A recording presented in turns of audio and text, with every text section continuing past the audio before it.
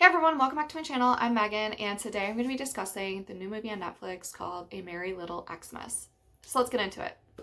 I thought this movie was cute and comforting. It definitely gave me Hallmark vibes, so it definitely was cheesy at times and not necessarily the best acting, but I think that's the cool part about like Hallmark movies or just Christmas movies in general is that they're not supposed to be taken like too seriously. They're just supposed to be fun, lighthearted to get you into the holiday spirit. The synopsis of the movie is really interesting because it's about this couple who's getting divorced during the holiday season.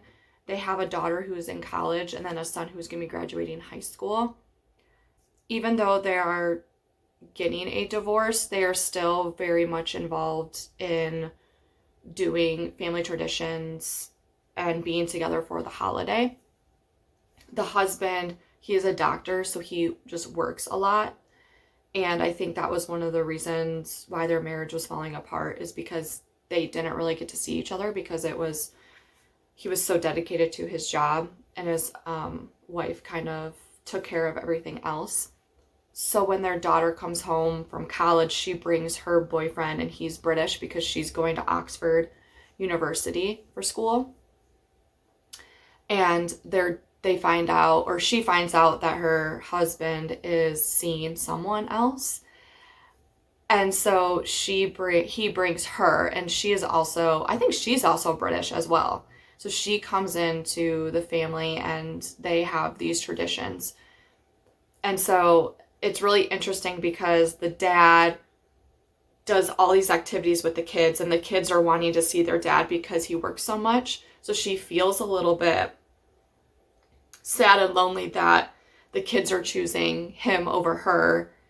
And she's like, oh, I can be the fun mom to do all these other stuff where her husband or ex-husband is taking them sledding, is taking them shopping, buying them things. And so she meets this young lad at the Christmas farm. And when they go over to his house on Christmas, I think it's Christmas Eve maybe, or maybe it's Christmas Day. It's one of those days. She brings him. And so they learn from interacting with the people that they came with. They start interacting together as well. But now you're doing it with these other people. And so there's a moment in the film where both the significant others, like the two girls and then the two guys, go off. They have these separate conversations. And the young lad that she ends up seeing from the Christmas tree store, he's like, how the heck did you let her go? Because she's so amazing. She's so beautiful. All these other things that he talks about, what he likes about her. And then the girl who's talking to Kate, she says the same thing about like, oh, how did you let him go? Or why did you let him go? Because he's so great and successful and all this other stuff. And so it was really interesting on how the significant others came to them and be like, how did you let, your husband or wife go? And so I think that gets them thinking. It definitely gets the husband thinking because he later on comes back to her house where the kids are at and they end up doing this story time night, which is like a tradition. And you could see that he is really trying and he, I think, doesn't want to get divorced, which is what you kind of learn towards the end of the movie is that he's like, I don't want to get divorced. Like, it's really interesting on how you have to date someone else to realize how good you had it. And you don't realize that in the moment.